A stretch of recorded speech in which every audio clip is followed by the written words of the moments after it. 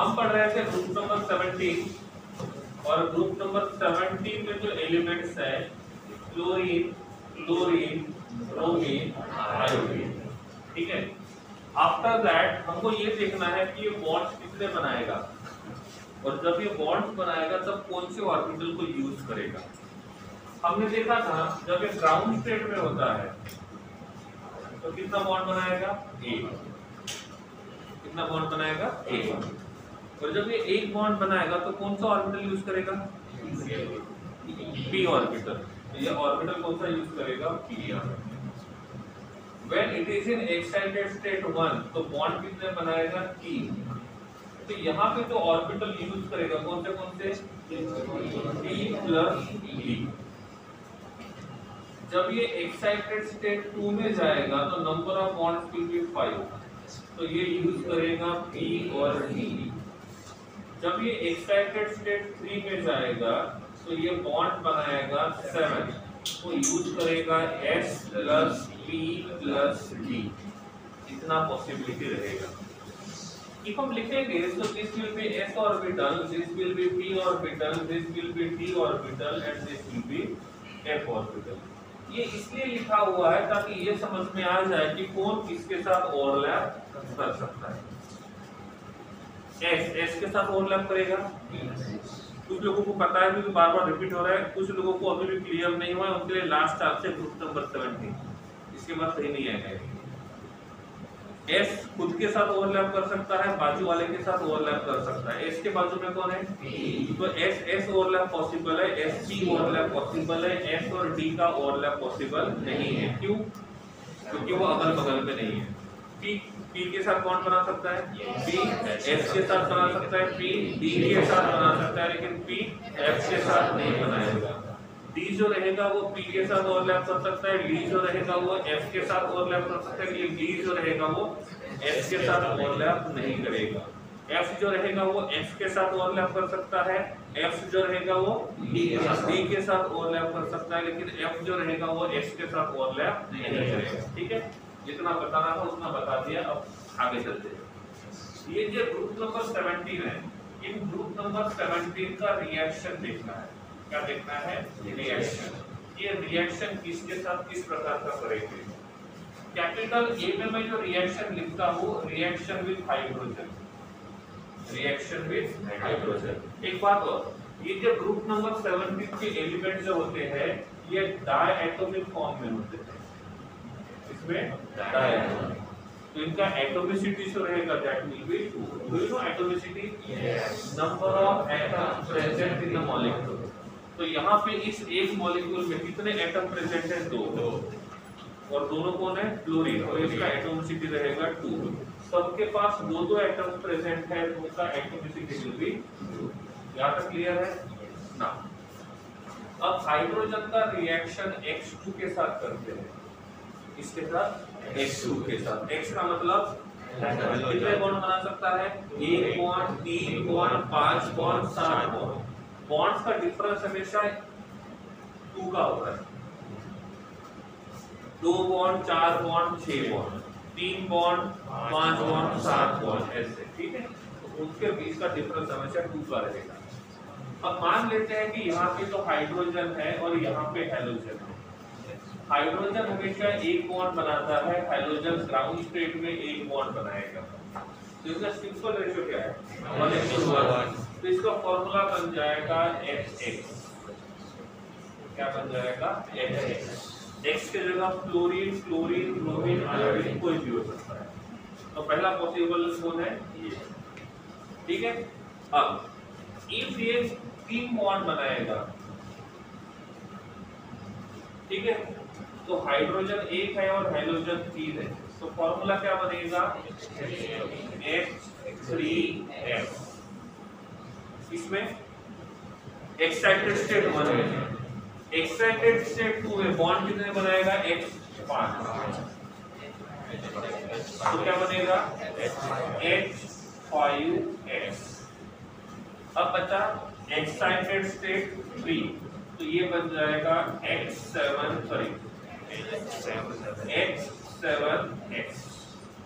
ठीक है, ओके। अब ये देखना होगा ये 4 टाइप के मॉलिक्यूल पॉसिबल है, इनमें से कौन सा मॉलिक्यूल एग्जिस्ट करेगा और कौन सा मॉलिक्यूल एग्जिस्ट नहीं करेगा। इफ हम ये बॉन्ड बनाते हैं ये मॉलिक्यूल, तो हाइड्रोजन के पास कौन सा ऑर्बिटल है S और X के पास कौन सा ऑर्बिटल है P। तो क्या S और P का ओवरलैप पॉसिबल है? यस। तो इसको मिल गई नीली झंडी, हरी नहीं है नीली हमारे पास। यहाँ पे जो हाइड्रोजन है इसके पास S ऑर्बिटल है और हेलोजन जब 3 बॉन्ड बनाएगा तो उसके पास कौन सा ऑर्बिटल रहेगा P और D। इनमें से S P के साथ ओवरलैप कर सकता है yes. और S D के साथ ओवरलैप नहीं करेगा, तो इसको लाल झंडे है हमारे पास।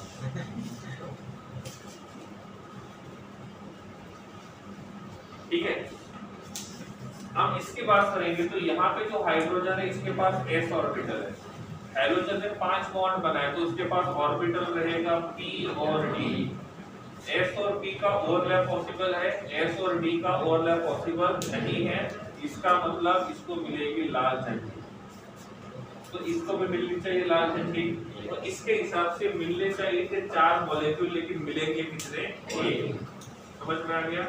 सपोज मतलब इसका मतलब ये एक ही मॉलिक्यूल यहाँ पॉसिबल होगा, बाकी मॉलिक्यूल पॉसिबल नहीं है। ये क्यों पॉसिबल नहीं है वो समझ में आ गया? ठीक है, क्यों पॉसिबल नहीं है? क्योंकि उनके पास जो ऑर्बिटल का ओवरलैप होने वाला है वो पॉसिबल नहीं है, एग्जिस्ट नहीं करता है। एक मैं यहाँ पे X के जगह फ्लोरीन लिखता हूँ तो ये क्या बनेगा? HCl। फ्लोरीन लिखेंगे तो HCl, ब्रोमीन लिखेंगे HBr, आयोडीन लिखेंगे HI। समझ में आ गया? ठीक है, अब देखते हैं पॉइंट वाइज। ठीक है, सबसे पहला जो पॉइंट हमको देखना है वो देखना है बॉन्ड लेंथ।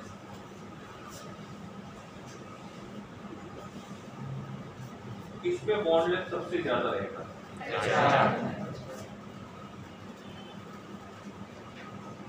ठीक है, इसका बॉन्ड लेंथ सबसे कम है। तो बात करेंगे फोर्स ऑफ अट्रैक्शन, तो सबसे ज्यादा किस में होगा? किसका बॉन्ड इजीली टूटेगा? H। किसका बॉन्ड इजीली नहीं टूटेगा? तो किसका बॉन्ड डिसोसिएशन एंथैल्पी ज्यादा होगा? और सबसे कम? इसका मतलब सबसे इजीली जो बॉन्ड टूटेगा वो किसका? इसका मतलब सबसे इजीली कौन H+ देगा? और जो इजीली H+ देगा उसका Ka का वैल्यू ज्यादा, तो सबसे ज्यादा Ka का वैल्यू किसका रहेगा? HI। और सबसे कम जो Ka का वैल्यू रहेगा वो किसका रहेगा? यहाँ तक देख लो।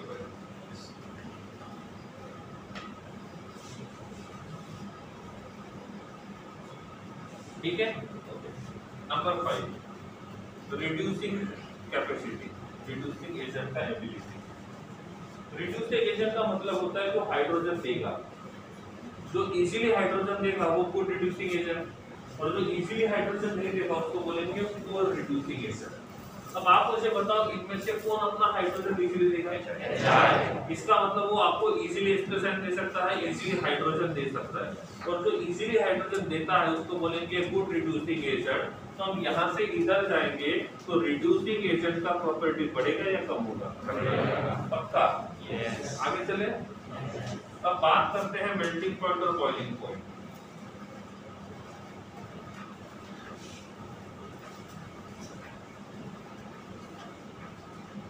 रूल तो यही कहता है, देखो मेल्टिंग पॉइंट बॉइलिंग पॉइंट हमेशा इंटरमॉलिक्यूलर फोर्स ऑफ अट्रैक्शन के ऊपर डिपेंड है।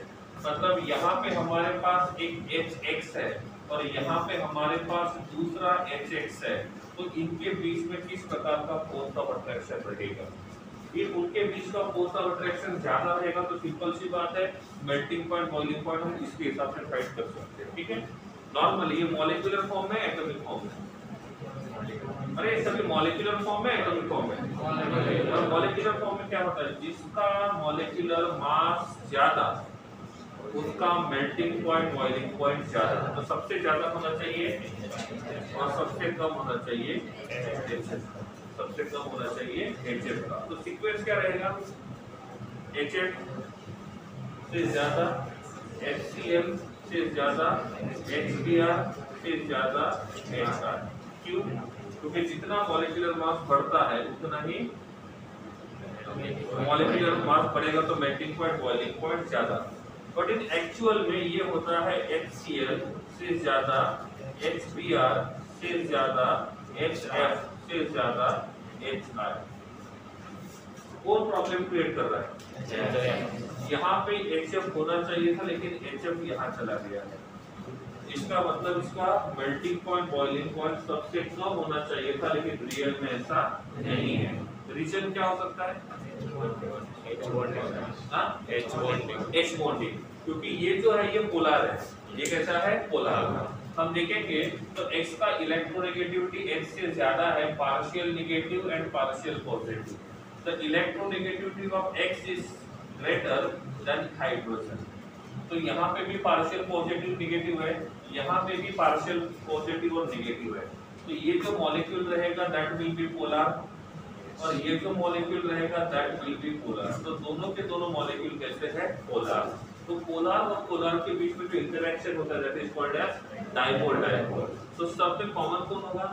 Dipole dipole. लेकिन यहाँ पे जो HF है वो क्या करेगा? हाइड्रोजन बॉन्डिंग बनाएगा और ये हाइड्रोजन बॉन्डिंग बनाता है, H बॉन्डिंग बनाता है और H बॉन्डिंग बनाने के वजह से वो इसके बजाय यहाँ चला जाएगा। तो बाकी सब लोग प्रॉपर्टी अपने हिसाब से शो कर रहे हैं, किसको छोड़ के? HF को छोड़ के। और HF ने प्रॉपर्टी अपने जगह से छोड़ के तो यहाँ पे इसलिए गया क्योंकि ये क्या करेगा? H बॉन्डिंग बनाएगा। सो ये एक बात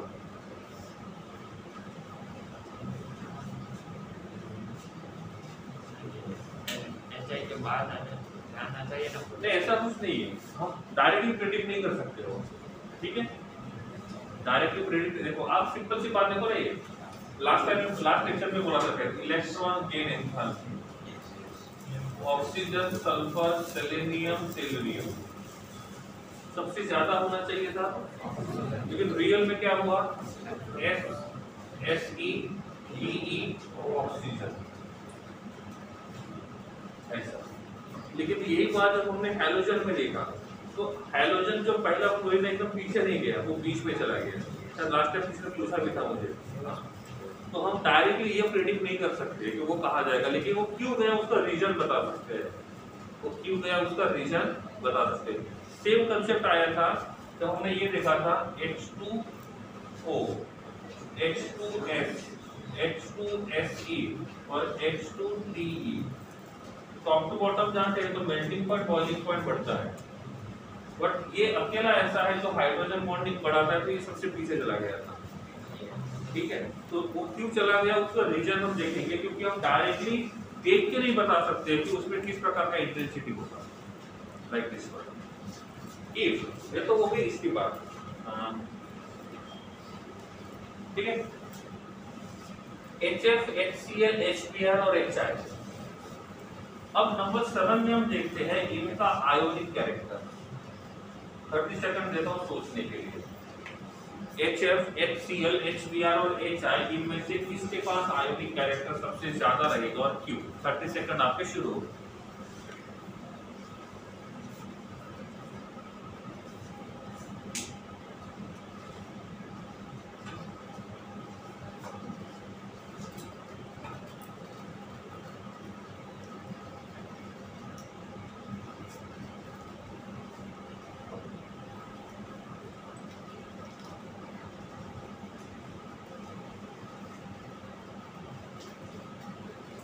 ठीक है?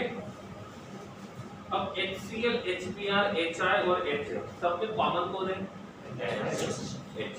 इनके सबने H और X के बीच का बॉन्ड तोड़ दिया तो इसमें क्या बनेगा? H plus M minus, H plus H plus H plus. सब में कॉमन कौन है? कटायन या अनायन? कटायन है ना, तो हम जाएंगे किसके हिसाब से? अनायन के हिसाब से। और यहाँ पे आपको कौन हेल्प करेगा? फजान। कौन हेल्प करेगा? फजान, ठीक है? यहाँ पे कटायन के लिए देखना है, अनायन के लिए? जो कॉमन है उसके लिए नहीं, जो अलग है उसके लिए। कौन? अनायन अलग है, कटायन अनायन। अनायन कौन कौन है? F -1, Cl -1, Br -1, I -1। हम साइज के हिसाब से देखें तो किसका साइज सबसे बड़ा है? I- और सबसे छोटा सही है। ये क्या कहता है अनायन के बारे में? जितना अनायन का साइज बढ़ा, जितना अनायन का साइज बढ़ा उतना फोर्स ऑफ अट्रैक्शन कम, उतना डिस्टॉर्शन ज्यादा, उतना पोलराइजेशन ज्यादा, उतना कोवैलेंट कैरेक्टर ज्यादा, उतना ही आयोनिक कैरेक्टर कम। क्लियर? समझ में आ गया? कटायन के लिए उल्टा होता है क्या? जिसका साइज छोटा उसका डिस्टॉर्शन ज्यादा, उसका पोलराइजेशन ज्यादा, उसका कोवैलेंट कैरेक्टर ज्यादा, आयोनिक कैरेक्टर कम। कटायन में उल्टा होता है। ठीक है, तो अनायन के हिसाब से गए तो किसका साइज सबसे बड़ा है? समझ रहा है ना? अब I- का साइज सबसे बड़ा है, इसका मतलब उसमें डिस्टॉर्शन सबसे, इसका मतलब उसका पोलराइजेशन सबसे, इसका मतलब कोवैलेंट कैरेक्टर और आयोनिक कैरेक्टर। तो जब हम आयोनिक कैरेक्टर के हिसाब से जाएंगे तो सबसे ज्यादा किसमें रहेगा? HF में, और सबसे कम किसमें रहेगा? HI में। समझ में आ रहा है? फजान रूल पता है नहीं? कितने लोगों को पता है फजान रूल? रेडी हो रहा है? कितने लोगों को पता है फजान रूल? जब फजान रूल पता लगेगा तो ये कैसे सॉल्व करोगे? फजान रूल जब भी हम लोग अप्लाई करते हैं तो आपको ये देखना है दो में से कौन कॉमन है। जो कॉमन है उसके हिसाब से नहीं जाना है, जो अलग है उसके हिसाब से जाना है। फजान रूल ये किसके लिए है? मैं कटायन वाला यहाँ लिख देता हूँ। कटायन वाला फजान रूल क्या करता है? जितना कटायन का साइज छोटा उतना डिस्टॉर्शन ज्यादा, उतना पोलराइजेशन ज्यादा, और जितना पोलराइजेशन ज्यादा उतना कोवैलेंट कैरेक्टर ज्यादा, और जितना कोवैलेंट कैरेक्टर ज्यादा उतना आयोनिक कैरेक्टर कम। कटायन के लिए अलग होता है, अनायन के लिए अलग होता है। कटायन के लिए अलग होता है, अनायन के लिए अलग होता है। कटायन में साइज बड़ा होना चाहिए और अनायन के लिए साइज छोटा होना चाहिए। क्यों? क्योंकि ये कटायन जो है वो अनायन का इलेक्ट्रॉन डेंसिटी पुल करेगा।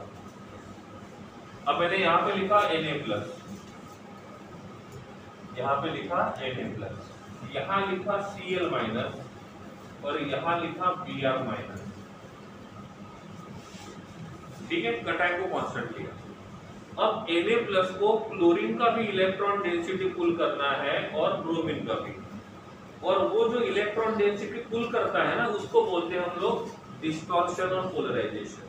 तो मुझे बताओ ये Na+, Cl- और Br- में से किसका इलेक्ट्रॉन डेंसिटी इजीली पुल करेगा? अरे इन दोनों में से किसका फोर्स ऑफ अट्रैक्शन ज्यादा है? Cl-। तो कौन अपना इलेक्ट्रॉन डेंसिटी इसको इजीली नहीं देगा? Cl-। कौन अपना इलेक्ट्रॉन डेंसिटी इजीली देगा? सही बात है ना? क्यों? क्योंकि इसका साइज बड़ा है। तो जिसका साइज बड़ा है, क्योंकि पोलराइजेशन में कटायन को इलेक्ट्रॉन डेंसिटी पुल करना होता है, किसका? अनायन का। तो इनमें से जिस अनायन का फोर्स ऑफ अट्रैक्शन ज्यादा है उसका डिस्टॉर्शन, अरे डिस्टॉर्शन का मतलब इलेक्ट्रॉन डेंसिटी पुल करना। तो Cl का इलेक्ट्रो फोर्स ऑफ अट्रैक्शन ज्यादा है और Br का फोर्स ऑफ अट्रैक्शन कम है। तो ये Na+ इन दोनों में से किसका इलेक्ट्रॉन डेंसिटी ज्यादा पुल करेगा? और ये तो इलेक्ट्रॉन डेंसिटी का पुल करना होता है ना, उसको इंग्लिश में बोलते हैं पोलराइजेशन और डिस्टॉर्शन। तो मुझे बताओ इन दोनों में से ज्यादा डिस्टॉर्शन किसका होगा? और जिसका डिस्टॉर्शन ज्यादा होगा उसका कोवैलेंट कैरेक्टर ज्यादा होगा। समझ गए मेरी बात? तो अनायन में क्या देखना है? जिसका साइज बड़ा होता है उसका डिस्टॉर्शन ज्यादा होता है, या जिसका साइज छोटा होता है उसका डिस्टॉर्शन ज्यादा होगा? क्योंकि इस फजान रूल में कटायन को इलेक्ट्रॉन डेंसिटी देना है, और सॉरी अनायन को इलेक्ट्रॉन डेंसिटी देना है, और कटायन जो रहेगा वो इलेक्ट्रॉन डेंसिटी को पुल करेगा। तो अनायन के हिसाब से जिसका साइज बड़ा है उसका पोलराइजेशन ज्यादा, उसका कोवैलेंट कैरेक्टर ज्यादा। नहीं समझा? ठीक है, अब यहाँ पे मैंने Cl माइनस को एज इट इज रखा, अब यहाँ लिखा मैंने K प्लस। कॉमन कौन है, कटायन या अनायन? अनायन एक ही है ना, कटायन दो टाइप के हैं। अब इसका इलेक्ट्रॉन डेंसिटी पुल करना है, मतलब पोलराइजेशन करना है, तो इसका इलेक्ट्रॉन डेंसिटी Na प्लस और K प्लस में से इजीली कौन पुल करेगा? अरे इसको पुल करना है ना, इसका साइज फोर्स ऑफ अट्रैक्शन तो जिसका फोर्स ऑफ अट्रैक्शन ज्यादा है वो इजीली इलेक्ट्रॉन डेंसिटी पुल करेगा, या जिसका फोर्स ऑफ अट्रैक्शन कम है वो इजीली ज्यादा है। और जितना इलेक्ट्रॉन डेंसिटी ज्यादा पुल करेगा उतना डिस्टॉर्शन। तो कटायन का साइज कैसा होना चाहिए? छोटा। इससे लिखा हुआ है कटायन का साइज जितना छोटा रहेगा उतना डिस्टॉर्शन और पोलराइजेशन ज्यादा रहेगा, तो कोवेलेंट कैरेक्टर ज्यादा। किसके हिसाब से? कटायन के हिसाब से। अनायन के हिसाब से उल्टा, जितना साइज बड़ा उतना डिस्टॉर्शन पोलराइजेशन ज्यादा, तो कोवेलेंट कैरेक्टर ज्यादा, आयोनिक कैरेक्टर कम। नहीं समझा? क्लियर है? अब एग्जांपल देखो, मैंने लिखा H2O और मैंने लिखा H2S, इसमें से ज्यादा आयोनिक कौन सा है, ज्यादा कोवेलेंट कौन सा है? आपको कोवेलेंट मिल जाएगा ना, उसका उल्टा आयोनिक होगा। सपोज मैंने बोल दिया ये ज्यादा कोवेलेंट है, ये कम कोवेलेंट है, तो उल्टा ये ज्यादा आयोनिक है और ये कम आयोनिक है। अब इनमें से इन दोनों में कॉमन कौन है? हाइड्रोजन कॉमन है ना। सपोज आपने बॉन्ड तोड़ा तो हाइड्रोजन के ऊपर चार्ज कौन सा आएगा और ऑक्सीजन के ऊपर, मतलब यहाँ पे कटायन कॉमन है, अनायन यहाँ पे -2 है, ये -2 है, तो जो कॉमन है उसको निकाल। अब बचा कौन? बचा कौन है? O माइनस और S माइनस। कटायन डिफरेंट है, अनायन अनायन, तो अनायन के हिसाब से जाओ। इन दोनों में से किसका साइज बड़ा है? तो जिसका साइज बड़ा उसका डिस्टॉर्शन पोलराइजेशन ज्यादा, उसका कोवेलेंट कैरेक्टर ज्यादा, आयोनिक कैरेक्टर कम, तो इसमें इसका कोवेलेंट कैरेक्टर ज्यादा। समझ में आ गया? और जब इसका कोवेलेंट कैरेक्टर ज्यादा है तो इसका आयोनिक कैरेक्टर कम। तो आपको कोवेलेंट कैरेक्टर पूछा है तो मुंह इधर रहेगा, और जब आपको आयोनिक कैरेक्टर पूछा जाएगा तो मुंह इधर रहेगा, वो इधर रहेगा। समझ में आ गया? तो कंसेप्ट वही है। क्वेश्चन भले ही आयोनिक और कोवेलेंट कोई भी पूछ सके, लेकिन हमेशा पहले फाइंड करना है कोवेलेंट, और उसका उल्टा कर देना तो क्या मिलेगा? सिंपल सी बात है। अब यहाँ पे मैंने पूछा था कौन सा, ये वाले HF, HCl, HBr और HI। अब यहाँ मैंने लिखा HF और यहाँ लिखा मैंने HCl, ठीक है। बॉन्ड को तोड़ेंगे तो किसके ऊपर कौन सा चार्ज आएगा? ये रहेगा प्लस, ये रहेगा माइनस, ये रहेगा प्लस, ये रहेगा माइनस। कॉमन कौन है? कटायन अनायन। मार्क इसको। बचा कौन? अनायन। तो डिफरेंट कौन है? अनायन। तो अनायन के हिसाब से जाते हैं। इनमें से किसका साइज बड़ा है? तो जिसका साइज बड़ा है उसका तो डिस्टॉर्शन पोलराइजेशन ज्यादा, तो उसके पास covalent character, ionic character. Covalent character ज्यादा किसका है? HCl का। आयोनिक कैरेक्टर किसका ज्यादा रहेगा? HF का। तो HCl और HF में से आयोनिक कैरेक्टर HF का ज्यादा है और HCl का कम है। वैसा ही यहाँ पे और ऐसे ही यहाँ पे, इसलिए सीक्वेंस जो रहेगा वो ऐसा रहेगा। बचा रूल समझा? यस और नो? यस। मैंने आपको पहले भी बोला है कुछ टॉपिक्स ऐसे हो जो बार बार आ रहे हैं, नहीं समझ में आके पूछो, मुझे खुद पूछने की नौबत नहीं आनी चाहिए। अभी पूछा मैंने तो 2 ही लोगों ने हाथ ऊपर किया। पहले बता देते तो एक ग्रुप पहले बता देता तो उस ग्रुप का भी क्वेश्चन सॉल्व हो जाता। मतलब जो 15 और 16 में आपने हाँ बोला है ना, वो हाँ बोलने की जरूरत नहीं होती, समझ में आ जाता। अब आपको ये समझ के वो फिर से रीड करना पड़ेगा, ये आपकी इच्छा है, तो नहीं करोगे तो कोई प्रॉब्लम नहीं है। क्लियर है? तो ये होता है फजान रूल फॉर अनायन, ये होता है Fajan rule for cation. Inorganic chemistry simple तभी है जब आपके बेस क्लियर है। बेस क्लियर नहीं होता आप कुछ नहीं कर सकते, यहाँ पे कुछ नहीं, नथिंग। ये हर इसमें आता है, किसमें आयोनिक कैरेक्टर ज्यादा रहेगा, किसमें आयोनिक कैरेक्टर कम रहेगा, कौन सा मॉलिक्यूल एग्जिस्ट करेगा, कौन सा मॉलिक्यूल एग्जिस्ट नहीं करेगा, उसका ऑक्सीडेशन नंबर कहाँ पे कितना रहेगा और हाइब्रिडाइजेशन क्या रहेगा, तो फिर लास्ट लेक्चर में मैंने बता दिया था। तो this is about the reaction of hydrogen with halogen. एक बार देख लो, लिखना नहीं है, देखना है, नहीं समझा फिर से पूछ सकते हो। चैप्टर खत्म होगा तो मैं पूछना शुरू कर दूंगा, ठीक है? और ये फिक्स्ड है। आपका पता नहीं कि मेरा तो फिक्स है, क्योंकि एक्सरसाइज 2-4 लोग लिखेंगे नहीं तो अच्छा नहीं लगेगा। एक्सरसाइज बोल रहा हूँ, टाइम मिलेगा तो देख लेना कितने क्वेश्चन है।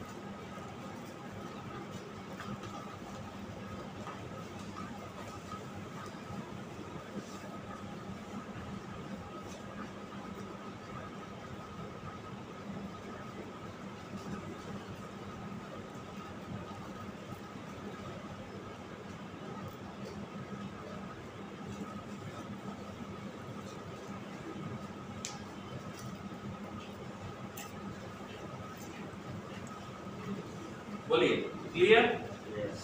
पक्का? 2 मिनट आपके पास है, बोलो। ये वाला कौन सा? ये वाला। ए का मतलब होता है डिसोसिएशन कांस्टेंट ऑफ एसिड। अब देखो HF, HCl, HBr और HI, इसका बॉन्ड सबसे लंबा है HI का, तो बॉन्ड जितना दूर जाएगा उतना उनके बीच का फोर्स ऑफ अट्रैक्शन, अरे मैग्नेट और आयरन जितने पास रहेंगे उतना फोर्स ऑफ अट्रैक्शन ज्यादा, और जितना इनको दूर करते जाएंगे तो फोर्स ऑफ अट्रैक्शन कम हो जाएगा, और जितना फोर्स ऑफ अट्रैक्शन कम होगा उतना इनको सेपरेट करना इजी रहेगा। तो ये अपना H+ साइड इजीली देगा, और जो H+ साइड इजीली देगा वो ज्यादा एसिडिक रहेगा, और जितना एसिडिक कैरेक्टर ज्यादा उतना Ka का वैल्यू ज्यादा। तो value of Ka is a dissociation constant of acid, लिख सकते हो।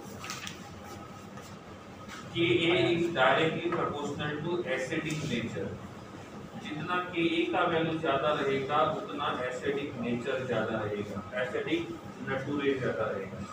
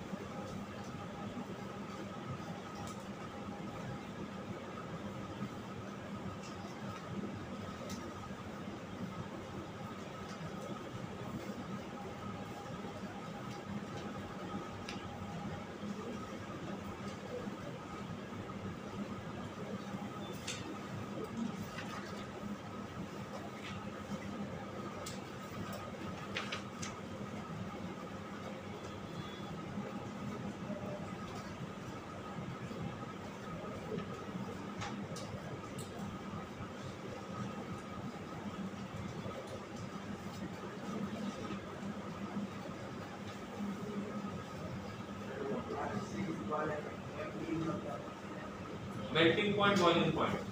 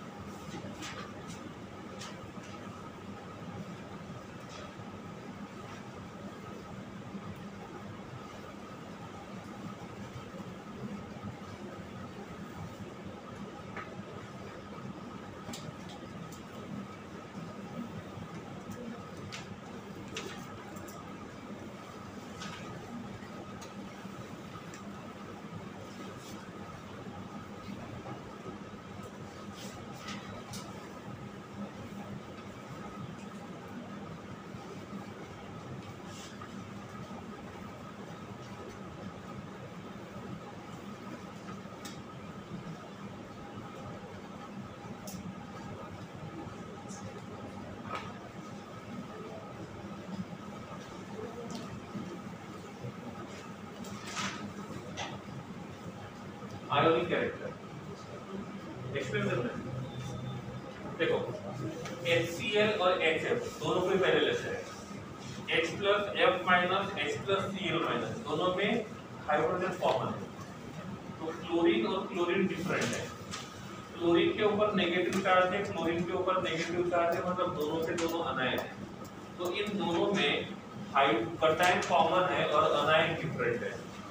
तो हम अनायन के हिसाब से जाएंगे। जिस अनायन का साइज बड़ा होगा उसका कोवेलेंट कैरेक्टर ज्यादा होगा, आयोनिक कैरेक्टर कम होगा। इन दोनों अनायन में से फ्लोरीन का साइज छोटा है और क्लोरीन का साइज बड़ा है, और जिस अनायन का साइज बड़ा होता है उसका कोवेलेंट कैरेक्टर ज्यादा होता है, आयोनिक कैरेक्टर कम होता है। और हम आयोनिक कैरेक्टर के हिसाब से जा रहे हैं, तो क्लोरीन का साइज बड़ा है, क्लोरीन का साइज छोटा है, तो क्लोरीन में आयोनिक कैरेक्टर ज्यादा रहेगा, क्लोरीन में आयोनिक कैरेक्टर कम रहेगा। ऐसे ही क्लोरीन ब्रोमीन और फिर ब्रोमीन आयोडीन को कंपेयर कर सकते हैं। हो गया? इसके साथ रिएक्शन था हेलोजन का हाइड्रोजन के साथ।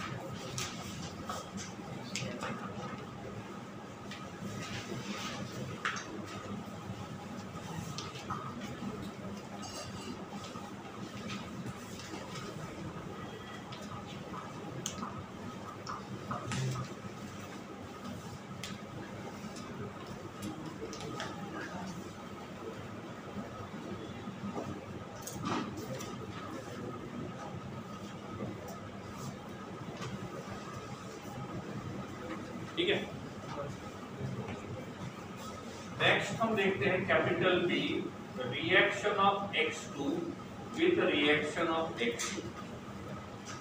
हैलोजन और हैलोजन का रिएक्शन, हैलोजन और हैलोजन का रिएक्शन।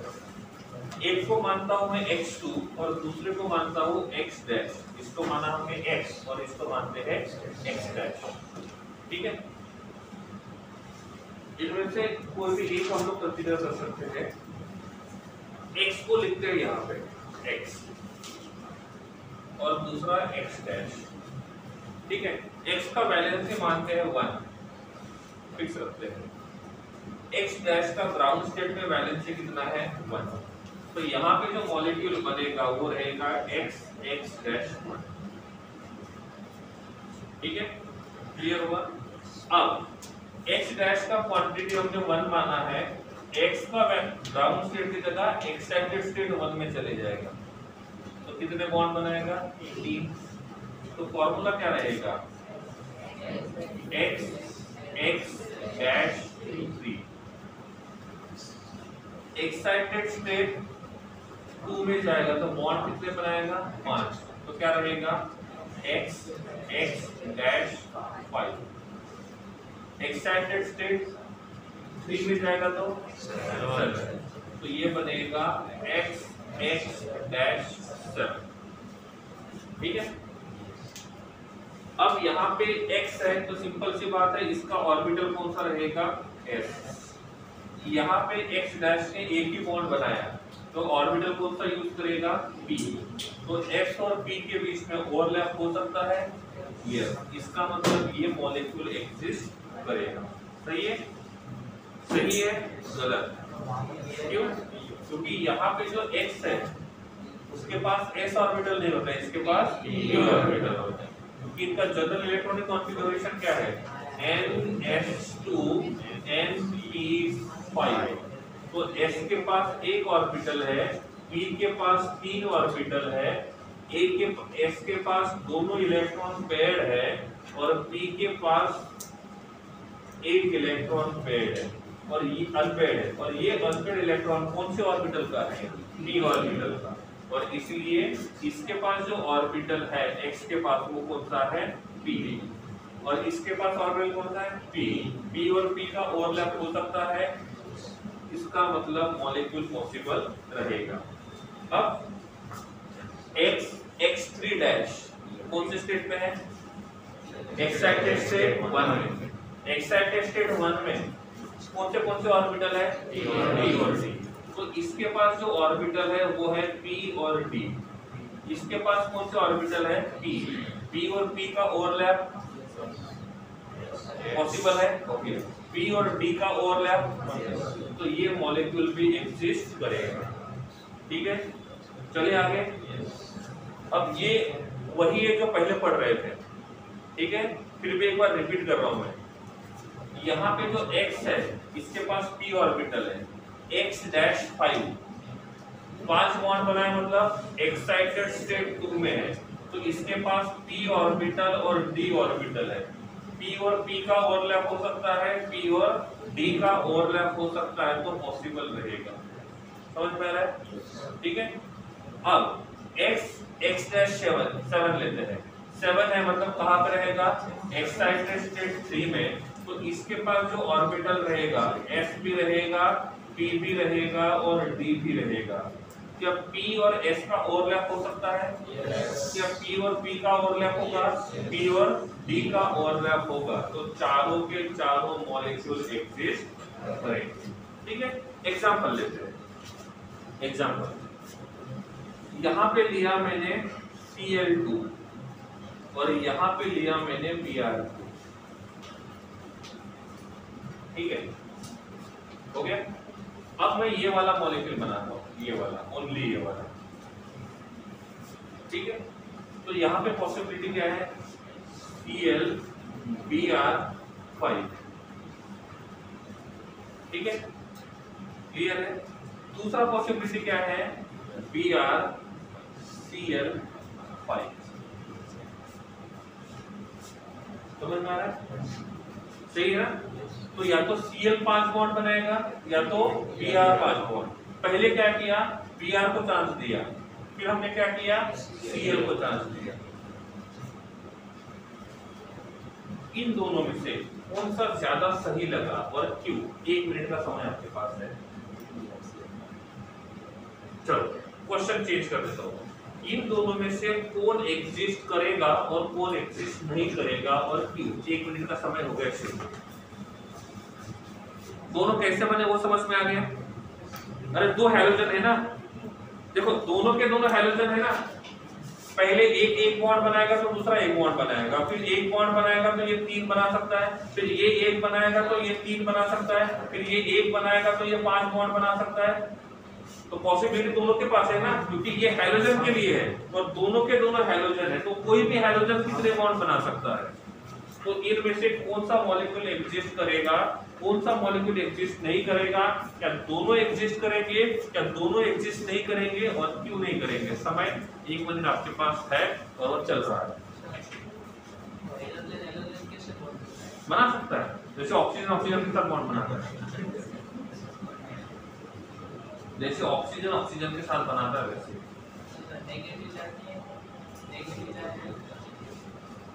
Cl और Br में से Cl का इलेक्ट्रोनेगेटिविटी ज्यादा है, तो Cl के ऊपर नेगेटिव आएगा, Br के ऊपर पॉजिटिव आएगा।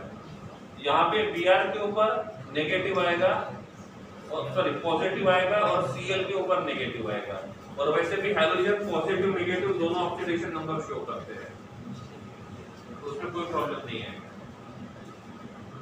क्वेश्चन अभी भी वही है, इन दोनों में से क्या दोनों स्टेबल है, क्या दोनों अनस्टेबल है, और एक स्टेबल है और दूसरा स्टेबल नहीं है और क्यों नहीं है?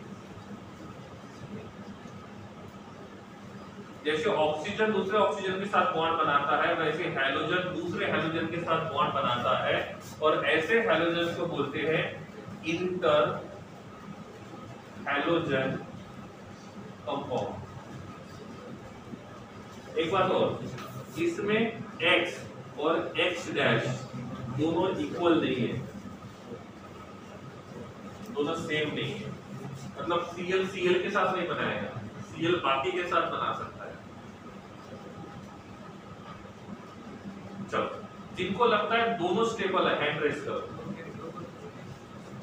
रुको, कोई बात नहीं, सोचो, देखिए 2 मिनट सोचने के लिए। कोई बड़ी केमिस्ट्री नहीं है, होम साइंस है। मुझे बैठ जाता हूँ, ठीक है। टेक्स्ट बुक मत खोलो, ज्यादा अच्छा रहेगा आपके लिए, तो 2 घंटे एक्स्ट्रा निकालने पड़ेंगे। समझ गए ना? नहीं समझे?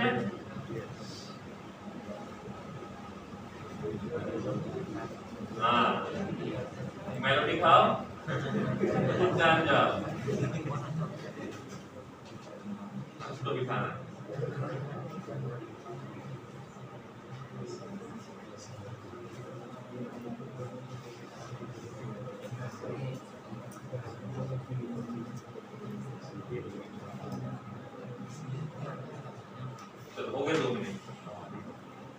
जिनको लगता है दोनों स्टेबल है हैंड रेज करो, कहीं ना कहीं तो हैंड रेज होना चाहिए, ठीक है, जैसे 2 घंटे एक्स्ट्रा निकाल देंगे जिनको, और क्यों इसका रीजन पे देना होता है, जिनको लगता है दोनों के दोनों स्टेबल है हैंड रेज करो, जिनको लगता है दोनों के दोनों अनस्टेबल है वो हैंड रेज करेंगे, जिनको लगता है पहला स्टेबल है और दूसरा अनस्टेबल है वो हैंड रेज करेंगे, पहला स्टेबल और दूसरा अनस्टेबल, जिनको लगता है पहला अनस्टेबल है और दूसरा स्टेबल है वो हैंड रेज करेंगे, पहला अनस्टेबल और दूसरा स्टेबल।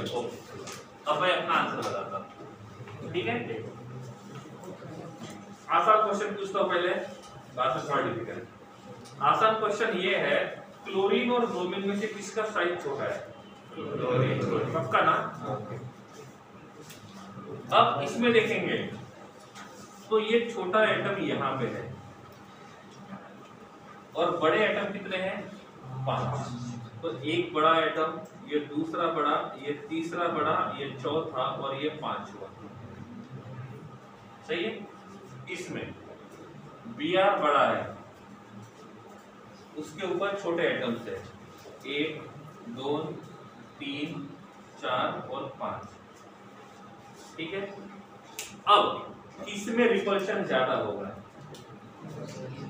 ए वाले में या बी वाले में? क्यों? क्योंकि जो सेंट्रल एटम है वो बहुत छोटा है और जिन्होंने बॉन्ड बनाया है वो बड़े हैं, तो सिंपल सी बात है इनके बीच में रिपल्शन ज्यादा होगा। लेकिन इसमें जिसने बॉन्ड, जो सेंट्रल एटम है वो बड़ा है, तो बाकी लोगों को बॉन्ड बनाने के लिए जगह मिल जाएगी, तो सिंपल सी बात है इन दोनों के बीच में जो रिपल्शन रहेगा वो कम रहेगा और इसमें रिपल्शन जो रहेगा वो ज्यादा है। इसका मतलब हमेशा ऐसा होना चाहिए सेंट्रल एटम बड़ा या सेंट्रल एटम छोटा। अरे मॉलिक्यूल कौन सा ज्यादा स्टेबल रहेगा, जिसका सेंट्रल एटम बड़ा है या जिसका सेंट्रल एटम छोटा है? सेंट्रल एटम बड़ा है, तो ये वाला स्टेबल रहेगा, ये वाला स्टेबल नहीं रहेगा, क्योंकि यहाँ पे रिपल्शन इतना बढ़ जाएगा कि ये मॉलिक्यूल हाईली अनस्टेबल हो। समझ में आ रहा है? तो सेंट्रल एटम बड़ा और जिसके साथ बॉन्ड बनाए हैं वो छोटा, सही है गलत? ये पॉसिबल नहीं है, ये पॉसिबल रहेगा, ठीक है। अब x और x डैश में से किसका साइज बड़ा होना चाहिए? x और x डैश में से किसका साइज बड़ा होना चाहिए? पक्का? क्योंकि यहाँ पे कौन है? x डैश 3, तो बीच में कौन होगा? और बॉन्ड किसके साथ बनेगा? तो बड़ा कौन होना चाहिए? बीच वाला, और बीच में कौन है? यहाँ पे बीच में कौन होगा?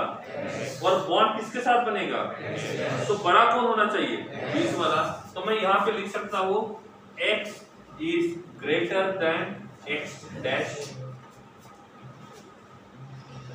नहीं समझा?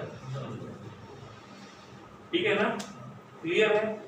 तो ये इंटर हैलोजन कंपाउंड बनाने के लिए हम उसके साथ बना सकते हैं जिसमें सेंट्रल एटम का साइज बड़ा होना चाहिए और बॉन्डेड एटम का साइज छोटा होना चाहिए। लिख सकते हो सेंट्रल एटम कैसा होना चाहिए? लार्ज, और बॉन्डेड एटम जो रहेगा वो कैसा होना चाहिए? स्मॉल। देन ओनली मॉलिक्यूल जो रहेगा वो कैसा रहेगा? स्टेबल। अदरवाइज मॉलिक्यूल कैसा रहेगा? अनस्टेबल। ठीक है, मैं यहां लिखता हूं ICl5 और दूसरा लिखता हूं Cli5।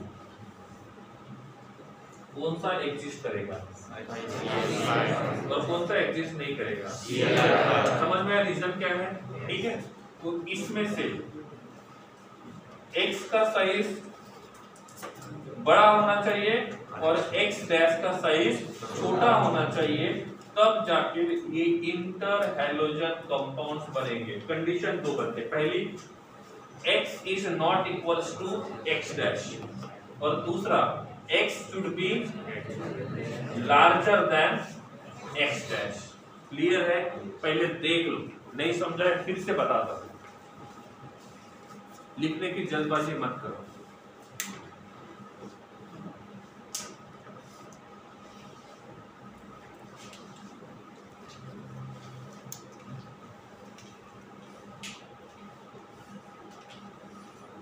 ओके है? गर्ल्स इधर प्रियांश पक्का, ऑल ओके? लिखो फिर।